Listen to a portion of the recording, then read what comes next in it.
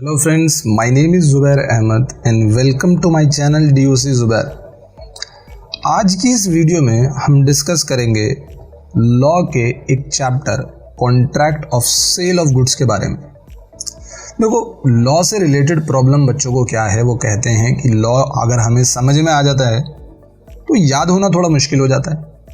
हमारे पास प्रॉपर तरीके से नोट्स नहीं होते तो आपको बिल्कुल भी टेंशन लेने की ज़रूरत नहीं है। मैं आपको गारंटी देता हूँ, आप इस वीडियो के एंड तक देखें, आपको एक एक कॉन्सेप्ट बहुत अच्छे से क्लियर होगा और यहाँ तक कि आपको ये चैप्टर जितना पढ़ेंगे वो हाथ के हाथ याद भी होगा और प्रॉपर नोटिंग मैंने आपको करके दे रखी है।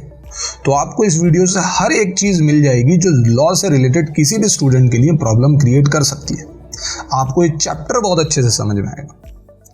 तो हम इस वीडियो को शुरू करते हैं। अगर आपने अब तक हमारे चैनल को सब्सक्राइब नहीं किया तो प्लीज़ उसे सब्सक्राइब करें और आगे की वीडियोस के लिए आप बेल आइकन को हिट करें। और अगर ये मेरी वीडियो पसंद आए तो प्लीज़ इसको लाइक और अपने दोस्तों के साथ शेयर ज़रूर करना। फिलहाल अब हम वीडियो शुरू करते हैं। Contract of sale of goods. बेटा, मैं आपको एक बात बता दूं, हम जो है वो शुरुआत कर रहे हैं सेल्स ऑफ गुड्स एक्ट की। किसकी? सेल्स ऑफ गुड्स एक्ट की। आप लोगों को मैं एक चीज़ याद दिलाना चाहता हूं, हमने पहले एक चैप्टर ज़रूर पढ़ा होगा और वो है इंडियन कॉन्ट्रैक्ट एक्ट। तो सर, क्या ये इंडियन कॉन्ट्रैक्ट एक्ट के अंदर नहीं है? नहीं, ये एक अलग से दूसरा एक्ट है, सेल्स ऑफ गुड्स एक्ट 1930। होता क्या था, पहले इस चैप्टर के प्रोविजंस, सारे लॉज इंडियन कॉन्ट्रैक्ट एक्ट के अंदर ही मौजूद थे, लेकिन बाद में इसके सारे सेक्शंस और इसके प्रोविजन को निकाल के एक अलग से एक्ट बना दिया गया, सेल ऑफ गुड्स एक्ट। लेकिन जो मदर लॉ है, मदर एक्ट है, यानी जिससे ये क्रिएटेड है, वो है इंडियन कॉन्ट्रैक्ट एक्ट। जो प्रोविजंस इस एक्ट के अंदर नहीं लिखे हुए लेकिन उन प्रोविजंस का होना ज़रूरी है, तो उसके लिए हम पुराने कॉन्ट्रैक्ट एक्ट का ही रेफरेंस लेते हैं। समझ में आई? अभी मैं आपको समझाऊंगा कि वो क्या बातें हैं जिसके अंदर हमें इंडियन कॉन्ट्रैक्ट एक्ट को भी इसके साथ जोड़ना पड़ता है। फिलहाल मैं आपको यही बताना चाह रहा था कि ये सेल ऑफ गुड्स एक्ट बाद में बना, इंडियन कॉन्ट्रैक्ट एक्ट के बाद में। अदरवाइज ये इसके सारे प्रोविजन पहले इंडियन कॉन्ट्रैक्ट एक्ट के अंदर ही थे। Law relating to sale of goods is contained in the sale of goods act 1930। यानी जितने भी लॉ सेल ऑफ गुड्स से रिलेटेड हैं वो सारे इस एक्ट के अंदर हैं, इंडियन कॉन्ट्रैक्ट एक्ट के अंदर नहीं है। अच्छा, इंडियन कॉन्ट्रैक्ट एक्ट पहले आया था तो बाद में सेल ऑफ गुड एक्ट आया। ये सेल ऑफ गुड्स एक्ट किस दिन से एप्लीकेबल हुआ? ये एप्लीकेबल हुआ 1 जुलाई 1930 से। ये कुछ बेटा पुराने फैक्ट्स हैं जो हमें दिमाग में रखने हैं। अब फिर इस सेल ऑफ गुड्स एक्ट के अंदर धीरे धीरे करके कुछ अमेंडमेंट लेकर आए गए, माइनर अमेंडमेंट। अमेंडमेंट कहते हैं चेंजेस को। जो 1930 एक पुराना लॉ है, उस टाइम पर जो कमर्शियल सिचुएशन थी वो थोड़ी अलग थी, लोग खरीदते बेचते थे, कुछ अलग थोड़ा बहुत सोचते थे। बाद में उनके अंदर अमेंडमेंट्स आने शुरू हुए, चेंजेस आने शुरू हुए, और वो जो माइनर अमेंडमेंट्स बाद में आनी शुरू हुई उसको एक और एक्ट के थ्रू लेकर आया गया, sale of goods amendment act 1963। अगर इस एक्ट के अंदर कोई अमेंडमेंट लानी होती है तो उस अमेंडमेंट को आप इस एक्ट के अंदर लेकर आ जाते हैं। फिलहाल ये कुछ बेसिक सी बातें थी जो मैंने आपको बता दी।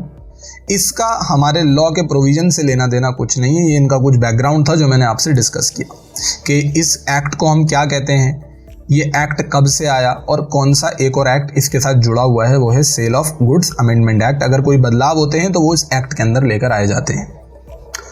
तो आज हम सबसे पहले ये समझते हैं कि कॉन्ट्रैक्ट ऑफ सेल किसे कहा जाता है। हमने नॉर्मल कॉन्ट्रैक्ट के बारे में तो पढ़ा है, an agreement enforceable by law is contract.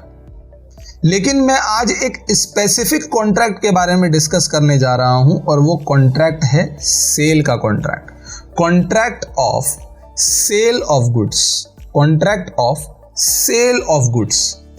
तो contract of sale of goods को किस तरह से डिफाइन किया गया है? बहुत आसान सी बात है। देखो, एक सेलर है, दूसरा बायर है। सेलर क्या करता है, अपने गुड्स को बायर को बेच देता है और बायर उसके लिए प्राइस दे देता है। तो ये तो बहुत सीधी सी सिंपल सी बात है। उसी को contract of sale of goods कहते होंगे। तो फिर इसके लिए अलग से डेफिनेशन क्या देनी, डेफिनेशन क्यों देनी, डेफिनेशन से क्या फर्क पड़ जाएगा? बेटा जो डेफिनेशन लॉ ने दी है वो डेफिनेशन कुछ बारीकियां आप लोगों को बताती हैं और उन बारीकियों को समझना जरूरी है। पहले डेफिनेशन को पढ़ लेते हैं, फिर बाद में डिसाइड करेंगे कि इस डेफिनेशन के अंदर बारीकियां क्या हैं। देखो, अ कॉन्ट्रैक्ट एक कॉन्ट्रैक्ट है वेयर सेलर ट्रांसफर और agrees to transfer the property. ये कह रहे हैं एक ऐसा कॉन्ट्रैक्ट जहां पर सेलर ट्रांसफर कर रहा है किसको? प्रॉपर्टी को, गुड्स की प्रॉपर्टी को। किसको ट्रांसफर कर रहा है? बायर को ट्रांसफर कर रहा है। क्या भाई फ्री में ट्रांसफर कर रहा है? नहीं, for a price, for a price. Sir ये बात तो हम समझते हैं, सेलर ट्रांसफर करता है अपनी प्रॉपर्टी को बायर को और पैसे ले लेता है। तो इसकी ये डेफिनेशन क्या, आप क्या सिखाना चाहते हो इस वीडियो के अंदर? बेटा आपको ये डेफिनेशन सबसे पहले तो याद रखनी है इसी तरीके से। आप कह रहे हो ना बहुत सिंपल है, तो ऐसी तरीके से आपको याद रखनी है। A contract where seller transfers or agrees to transfer, जहां पर सेलर ट्रांसफर कर रहा है या एग्री कर रहा है कि ट्रांसफर कर दूंगा। किसको ट्रांसफर कर दूंगा? प्रॉपर्टी इन गुड्स को ट्रांसफर कर दूंगा। किसको ट्रांसफर कर दूंगा? बायर को ट्रांसफर कर दूंगा। फ्री में ट्रांसफर कर दूंगा? नहीं, प्राइस, फॉर अ प्राइस के लिए ट्रांसफर करूंगा। तो ये जो डेफिनेशन है ये contract of sale of goods की डेफिनेशन है। मैं इस डेफिनेशन के थोड़े थोड़े पार्ट को तोड़कर आपको समझाने की कोशिश करता हूं। इस डेफिनेशन के कुछ एसेंशियल्स हैं, आप उसको मेरे साथ साथ देखेंगे। देखें बच्चे, सबसे पहला एसेंशियल, टू पार्टीज, कम से कम दो पार्टीज का होना जरूरी है। यानी दो पार्टीज का मतलब एक बायर दूसरा सेलर। एक बंदा अपना खुद का प्रोडक्ट खुद को नहीं बेच सकता। अ person can not buy his own goods. यानी सबसे पहले कम से कम दो पार्टीज का, दो अलग अलग पार्टीज का होना जरूरी है, बायर एंड सेलर। जब भी मैंने वर्ड इस्तेमाल किया distinct parties, there must be two distinct parties, that is buyer and seller. A person can not buy his own goods. ये बात बताओ मुझे, ये दो पार्टी वाली बात क्या इस डेफिनेशन में क्लियर हो रही है? नहीं? आप देखें इस डेफिनेशन के अंदर बोला a contract where seller transfer, यानी एक बंदा ट्रांसफर कर रहा है और किसको ट्रांसफर कर रहा है? किसी दूसरे बंदे को, बायर को। यानी इस डेफिनेशन के अंदर एक बात क्लियर हो रही है कि कम से कम दो पार्टीज का होना जरूरी है। A contract where seller transfer और agrees to transfer the property in goods to the buyer for a price. तो सबसे पहला इंपॉर्टेंट पॉइंट क्लियर हुआ हमें कि कम से कम दो पार्टीज का होना जरूरी है। चलो जी, दो पार्टीज का होना जरूरी है, ये हम समझ गए। अब एक और पॉइंट यहां पर आता है, ट्रांसफर। ट्रांसफर क्या ट्रांसफर हो रहा है? गुड्स ट्रांसफर हो रहा है। क्या यहां पर वर्ड लिखा हुआ है गुड्स को ट्रांसफर कर दो? बेटा ध्यान दो, यहां लिखा है प्रॉपर्टी इन गुड्स। क्या लिखा हुआ है? Property in goods. ट्रांसफर करना है तो गुड्स की प्रॉपर्टी को ट्रांसफर करो। सर हम तो गुड्स और प्रॉपर्टी अब तक एक ही चीज समझते थे। नहीं, प्रॉपर्टी का मतलब है ओनरशिप। ट्रांसफर ऑफ प्रॉपर्टी से मतलब है ओनरशिप। अब मैं आपको एक चीज समझाता हूं, जरा मेरी बात को ध्यान से सुनना। आपके पास कोई बंदा आता है और आपसे कहता है कि मुझे तुम्हारा मोबाइल फोन परचेस करना है। आप कहते हो ठीक है, आप मुझसे ये मोबाइल फोन परचेस कर लो। वो बंदा कहता है ठीक है, मैं आपको ये पैसे देता हूं। अब ये फोन मेरा हो गया, मैं अभी किसी काम से जा रहा हूं, शाम को आऊंगा, ये मोबाइल फोन आपसे ले लूंगा। मोबाइल फोन अभी उसके पास गया नहीं, लेकिन उसने पैसे दिए और आपसे इस बात को पक्का कर लिया कि अब ये फोन मेरा हो गया, और आपने कहा हाँ जी अब ये फोन तुम्हारा हो गया। पोजेशन तुम्हारे पास है, उसकी पोजेशन अभी आपके पास है। पोजेशन का मतलब होता है कब्जा। अभी भले से कब्जा आपके पास हो, लेकिन जो ओनरशिप है ना, ओनरशिप वो आप उस बंदे को ट्रांसफर कर चुके हो। ओनरशिप अगर आपने ट्रांसफर कर दी तो उसको ट्रांसफर ऑफ प्रॉपर्टी कहा जाता है। गुड्स को फिजिकली पहुंचा देना, गुड्स को फिजिकली पहुंचा देना ही जरूरी नहीं है, उसकी ओनरशिप अगर आपने सामने वाले को ट्रांसफर कर दी तो उसको भी ट्रांसफर ऑफ प्रॉपर्टी कंसिडर कर लिया जाता है। अब मैं आप लोगों से एक सवाल पूछता हूं। एक बंदा एक मकान के अंदर रह रहा है, वो मकान उसका है। दूसरा बंदा आता है और उससे कहता है कि मैं आपसे ये मकान खरीदना चाहता हूं। वो बंदा कहता है ठीक है खरीद लो ये मकान मुझसे। आपने उसे पैसे दिए, आप कहते हो, वो बंदा कहता है देखो सर मैं अभी कुछ दिन इस मकान में रहूँगा, मेरा सामान वगैरह इसके अंदर है, मैं उसको निकालूंगा, टाइम लग जाएगा, 1-1.5 महीना मुझे लग जाएगा। आप कहो कोई बात नहीं, 1-1.5 महीना आप रह सकते हो उसके अंदर, आप अपना सामान धीरे धीरे करके निकालते रहो, यहाँ से 1-1.5 महीने रहते रहो, लेकिन ये मकान अब मेरा हो गया, इसके कागजात आप मेरे नाम के बनवाओ और कहानी खत्म करो। अब बात क्या है यहाँ पर, पोजीशन अभी उसी बंदे के हाथ में है, कब्जा अभी उसी के बंदे के हाथ में, लेकिन ओनरशिप का जो राइट है, ओनरशिप यानी प्रॉपर्टी जो है वो अब आपके नाम ट्रांसफर हो चुकी। तो खाली पोजीशन ले लेना प्रॉपर्टी ट्रांसफर करना नहीं कहलाता। जो उसका ओनरशिप है अगर वो आपके पास आ जाता है तो उसी को हम कहते हैं ट्रांसफर ऑफ प्रॉपर्टी। तो अब आपको बात समझ आई, गुड्स ट्रांसफर करना जरूरी नहीं है, प्रॉपर्टी का ट्रांसफर करना जरूरी है, यानी ओनरशिप का ट्रांसफर करना जरूरी है। कॉन्ट्रैक्ट जहां पर सेलर ट्रांसफर करता है, क्या ट्रांसफर करता है, गुड्स, सिर्फ गुड्स ट्रांसफर करता है या ओनरशिप ट्रांसफर करता है, प्रॉपर्टी इन गुड्स यानी ओनरशिप इन गुड्स, किसको, बायर को, फॉर अ प्राइस, उसी को कॉन्ट्रैक्ट ऑफ सेल कहते हैं। यानी transfer of property means ownership. यहां मैंने और अच्छे से एक्सप्लेन किया है, देखें। अब मेयर का मतलब only transfer of possession of goods can not be termed as sale. खाली पोजेशन का ट्रांसफर कर देना सेल कंसिडर नहीं किया जाता, ओनरशिप को ट्रांसफर करना यानी प्रॉपर्टी का ट्रांसफर करना सेल कंसिडर किया जाता है। तो अब आपको ये डेफिनेशन क्लियर हो रही होगी। हाँ जी, एक कॉन्ट्रैक्टर है, एक कॉन्ट्रैक्ट है जहां पर सेलर ट्रांसफर कर रहा है property in goods, seller transfer property in goods, बस आपको याद रखना है। एक ऐसा कॉन्ट्रैक्ट जहां पर a contract where seller transfers property in goods, sir इसे क्यों नहीं पढ़ रहा है, अभी पढ़ूंगा।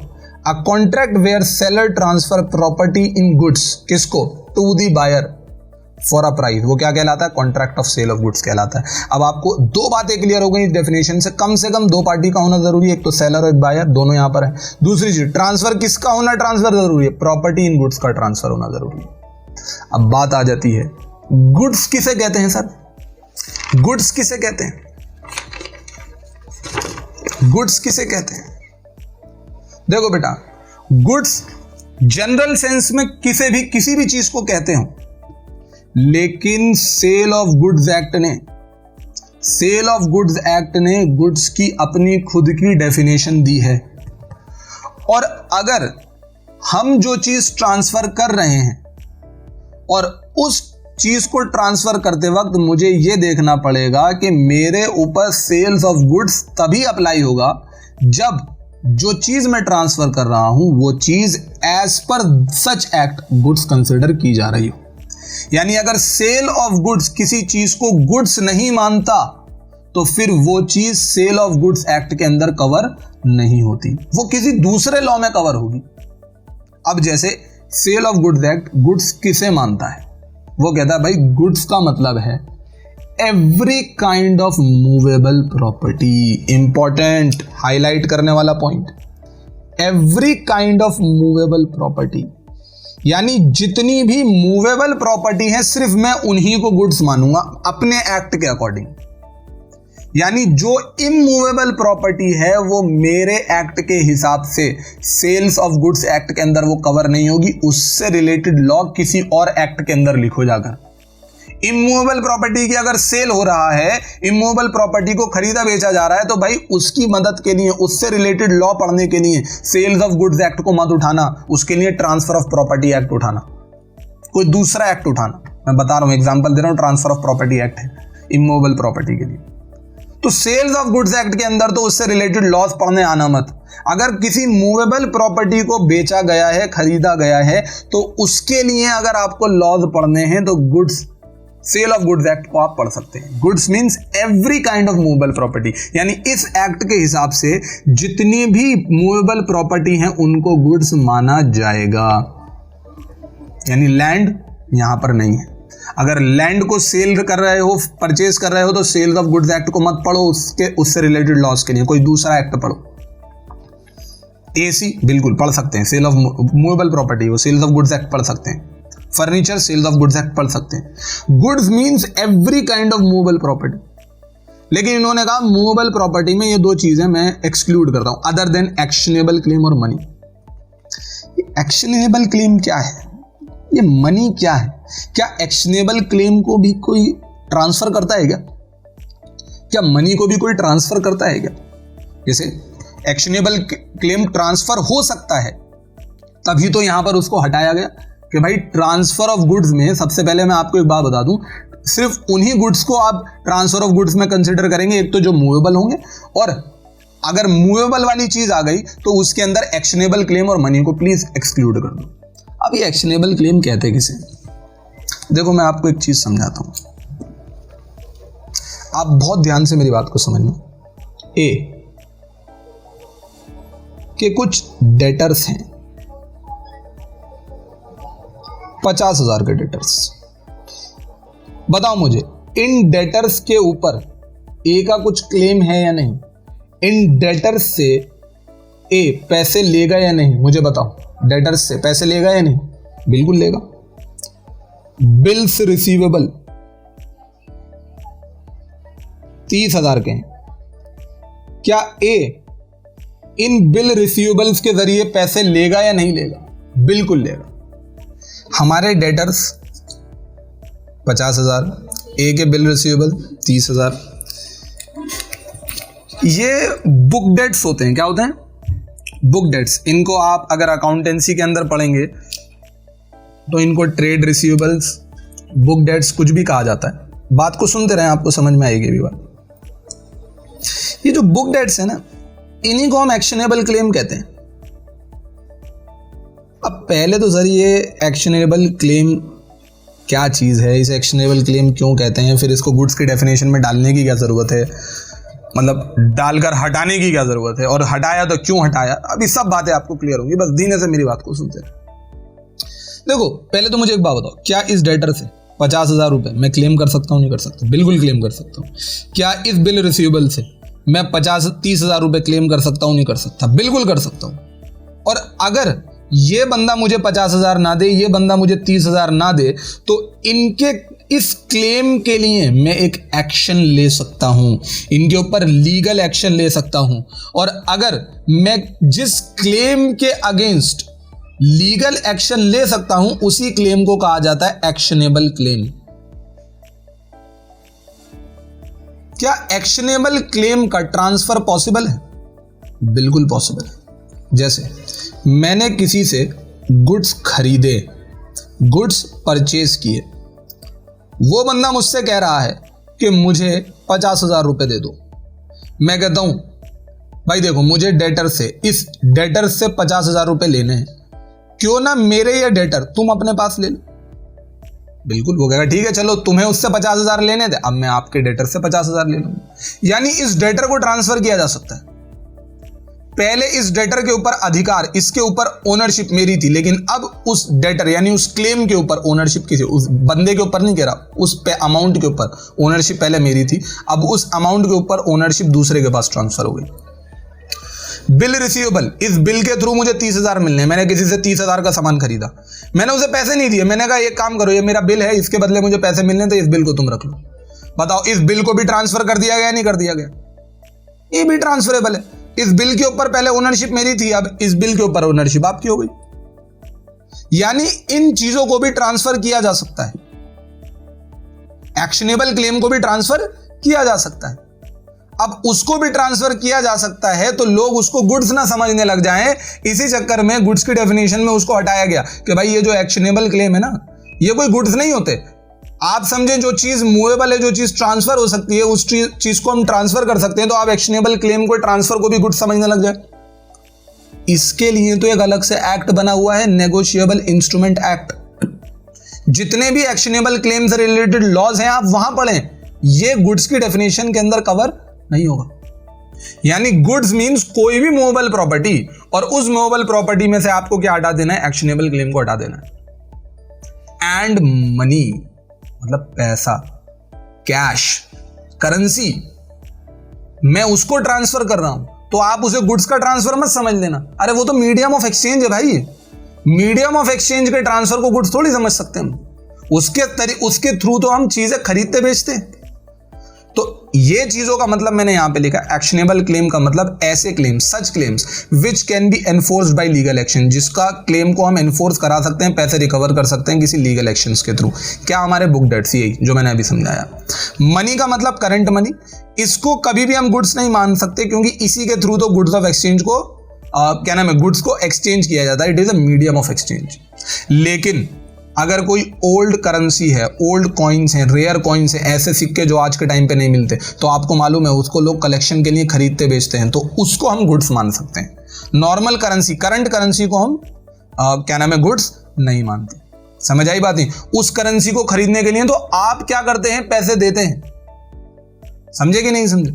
अब देखो तो सर ये वाली करेंसी को क्यों हटाया? देखो बेटा, होता क्या है कि आज के टाइम पर हम क्या करते हैं कि हमारे पास 100 का नोट है, तो मुझे 10 की गड्डी चाहिए, तो मैं 10 की गड्डी खरीद लेता हूँ, 100 का नोट देके 10 की गड्डी खरीद लेता हूँ, 10 नोट खरीद लेता हूँ। तो ये क्या है, ये जो मनी का एक्सचेंज हुआ, मनी को खरीद लिया मैंने, मतलब डिनोमिनेशन खरीद ली। लोग उसको भी सेल ऑफ गुड्स कहने लग जाएं, इसीलिए यहां से इस बात को हटाया गया है। लेकिन मैं कोई ऐसा 100 रुपए से ऐसी करेंसी खरीदता हूं जो आज के टाइम पर नहीं चलती, वो एंटीक करेंसी है, तो वो एक तरीके से गुड्स कंसिडर की जाती है। समझ में आई बात या नहीं? तो गुड का मतलब ऐसी movable property, all kind of movable property, immovable property यहां नहीं आएंगी, other than actionable claim and money. अब बहुत से लोग कहेंगे कि देखो जी, हम तो शेयर्स खरीदते हैं, स्टॉक खरीदते हैं, डिबेंचर खरीदते हैं, क्या इसके खरीदने बेचने को भी सेल्स ऑफ गुड्स के अंदर कवर किया जाएगा क्या? हाँ जी, बिल्कुल कवर किया जाएगा। गुड्स की डेफिनेशन के अंदर स्टॉक एंड शेयर्स को इंक्लूड किया गया, it includes stock and shares. अच्छा एक बात बताओ, जो जमीन होती है, जमीन, लैंड, वो एक तरीके की इमूवेबल प्रॉपर्टी, उसको आप बेचोगे, खरीदोगे तो सेल ऑफ गुड्स के अंदर नहीं आएगा, किसी और लॉ में आएगा। लेकिन उसके ऊपर उगने वाला जो क्रॉप्स है, उस ग्रोइंग क्रॉप को मैं काट कर बेचता हूं, या फिर उस लैंड से जुड़ी हुई कोई भी चीज को जिसको अलग से काट कर बेचा जा सकता है, क्या वो भी इसके अंदर आएगा? बिल्कुल इसके अंदर आएगा। ग्रोइंग क्रॉप्स, ग्रास या कोई भी थिंग्स जो अटैच है उस लैंड से, जिसको आप बेच सकते हैं अलग से, यानी सीवर्ड, उसको हटाकर वहां से बेच सकते हैं, वो भी गुड्स की डेफिनेशन के अंदर कवर हो जाएगा। आप ये नहीं कहेंगे कि वो तो इमूवेबल चीज से जुड़ी हुई चीज है, तो मैं उसको इमूवेबल प्रॉपर्टी ही मानूंगा और उसको सेल्स ऑफ गुड्स एक्ट में कंसिडर नहीं करूंगा। भाई अगर आपको एक बार उस चीज को वहां से काट कर हटा देंगे तो वो मूवेबल हो जाएगी, और वो चीज अगर एक बार मूवेबल हो जाएगी तो भी उसको आप गुड्स कंसिडर कर सकते हैं। अच्छा सर, ये बात तो समझ में आ गई। लेकिन कुछ ऐसी चीजें होती हैं जो इंटेंजिबल होती हैं, जैसे गुडविल हो गई, पेटेंट हो गई, कॉपीराइट हो गया, ट्रेडमार्क हो गया, इनको भी खरीदा बेचा जाता है। आप गुडविल बेच सकते हैं अपनी और पैसे ले सकते हैं, तो क्या इनकी सेल को सेल ऑफ गुड्स में कंसिडर नहीं किया जाएगा? गुड्स की डेफिनेशन कहती है हम इनको भी गुड्स की डेफिनेशन में कंसिडर कर लेंगे। गुडविल, पेटेंट्स, कॉपीराइट्स, ट्रेडमार्क्स, हम इन सब को गुड्स की डेफिनेशन में कंसिडर करेंगे। तो इसका मतलब यह है कि अगर आप गुडविल, पेटेंट, कॉपीराइट, ट्रेडमार्क वगैरह ये चीजें खरीदते और बेचते हैं तो उसके लिए भी आपको सेल्स ऑफ गुड्स एक्ट ही पढ़ना पड़ेगा। तो मैंने बेसिकली आपको एक चीज ये समझाई कि आपको किसी सेल्स ऑफ गुड्स एक्ट के अकॉर्डिंग अगर आपको देखना है कि मैंने ये चीज बेची है और ये चीज खरीदी है, इससे रिलेटेड लॉज मुझे सेल्स ऑफ गुड्स एक्ट के अंदर मिलेंगे या किसी दूसरे एक्ट में मिलेंगे, तो आपको ये पहले पता होना चाहिए कि जो चीज मैं खरीद और बेच रहा हूं क्या वो सेल्स ऑफ गुड्स एक्ट के हिसाब से गुड्स है भी या नहीं। अगर वो गुड्स है उसके हिसाब से, तो आप सेल्स ऑफ गुड्स एक्ट को पढ़ सकते हैं, समझ सकते हैं, उससे रिलेटेड लॉज की बात हम कर सकते हैं। तो मैंने आपको यहां पर कुछ बातें बता दी इस डेफिनेशन के अंदर जो क्लियर थी। सबसे पहला, एक contract where seller transfers or agrees to transfer the property in goods to the buyer for a price. आपको यह समझ आया कि सेलर और बायर कम से कम 2 पार्टी का होना जरूरी है। अगर ट्रांसफर हो रहा है तो क्या गुड्स ट्रांसफर हो रहा है या प्रॉपर्टी ट्रांसफर हो रही है? प्रॉपर्टी, ओनरशिप का ट्रांसफर होना जरूरी है। जब तक ओनरशिप ट्रांसफर नहीं होगी तब तक आप ये नहीं कह सकते कि गुड्स जो है वो सेल हो गया। खाली पोजीशन से काम नहीं चलता। अब गुड्स कहते किसे हैं उसे मैंने यहाँ पर इन 3 पॉइंट्स में डिस्कस कर लिया। कोई भी मूवेबल प्रॉपर्टी गुड्स कंसिडर की जाएगी, लेकिन एक्शनेबल क्लेम और मनी को हम गुड्स कंसिडर नहीं करेंगे। स्टॉक्स वगैरह, शेयर्स वगैरह जितने भी होते हैं, ग्रोइंग क्रॉप्स या ग्रास या कोई भी चीज़ जो लैंड से जुड़ी हुई है, अटैच्ड है, उसको अलग से निकाल कर बेचा जा सकता है, उसे भी गुड्स माना जाएगा।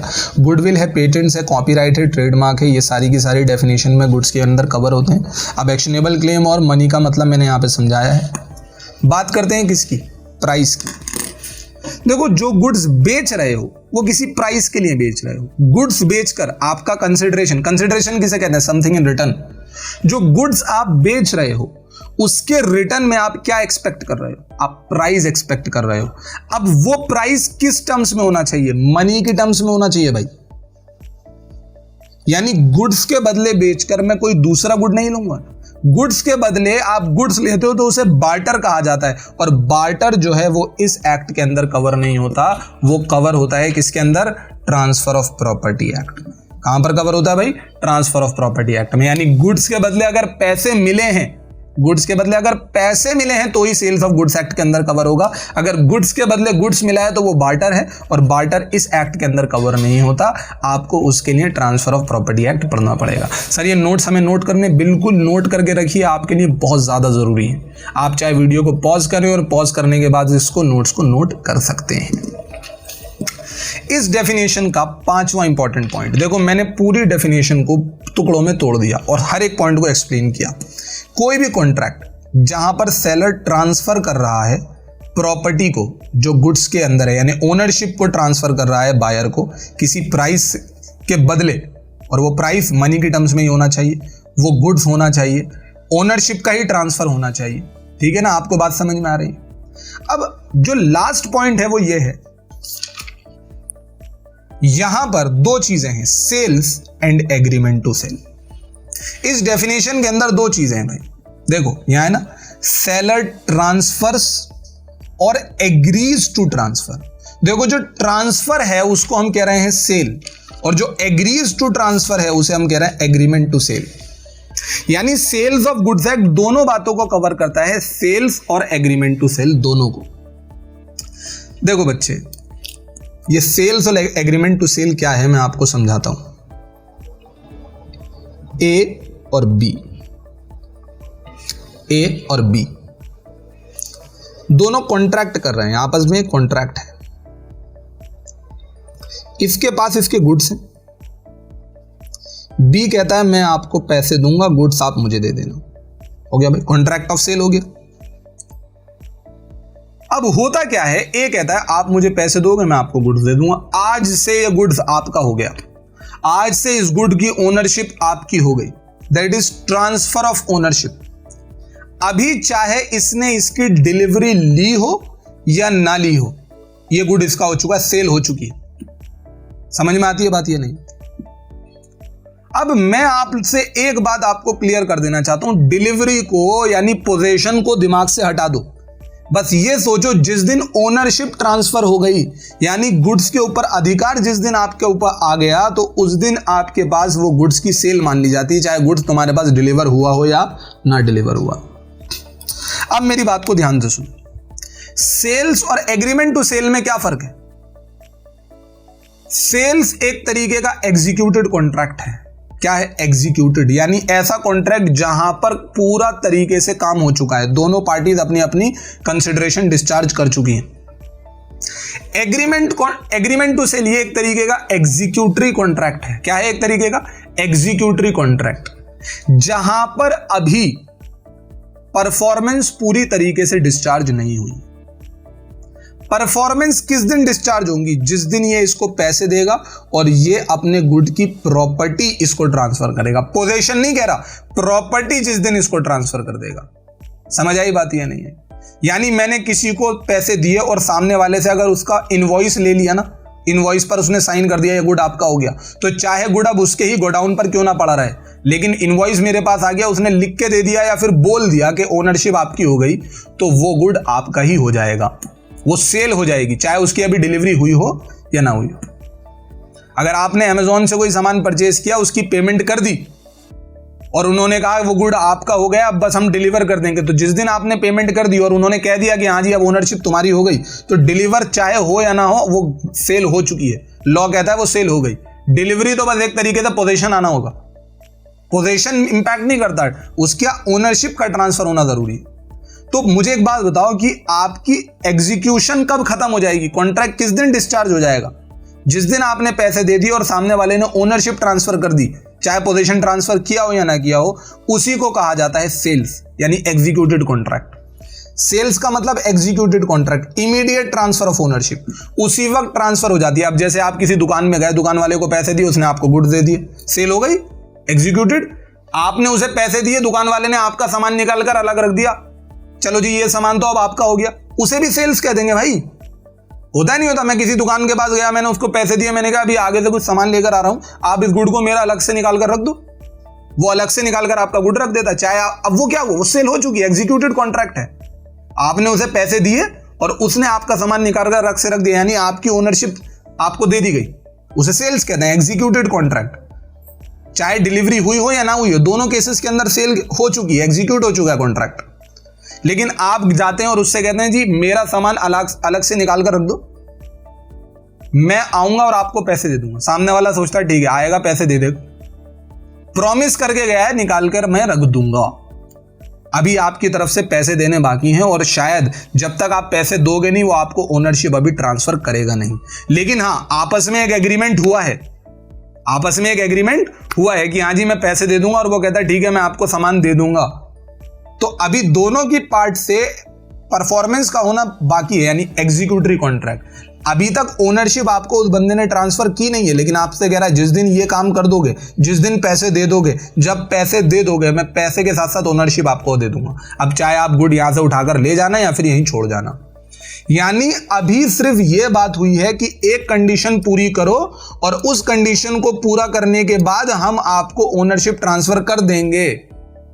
तो इसे कहा जाता है एग्रीमेंट टू सेल। यानी प्रॉपर्टी ट्रांसफर हो जाएगी फ्यूचर में, कब, जब कुछ कंडीशन उसके साथ अटैच है वो फुलफिल हो जाएगी, that is called agreement to sale. तभी इसे एग्जीक्यूटरी कॉन्ट्रैक्ट कहा जाता है। होपफुली आपको ये वीडियो समझ में आई हो। अगर आपको इससे रिलेटेड कोई डाउट है तो आप कमेंट में सेक्शन में मुझे बता सकते हैं, मैं आपको उसका आंसर जरूर दूंगा। और अगर आपको मेरी वीडियो पसंद आई है तो प्लीज़ इसे लाइक करें और दोस्तों के साथ शेयर करें, और प्लीज़ इस डेफिनेशन को अपने दिमाग में उतार लें। इससे रिलेटेड, इस चैप्टर यानी सेल्स ऑफ गुड्स एक्ट से रिलेटेड अभी आगे भी मैं वीडियोस डालूंगा, उनको देखने के लिए बेल आइकन को हिट करें ताकि जैसे ही मैं वो वीडियो डालूँ आपको उसकी नोटिफिकेशन मिल जाए। Thank you very much.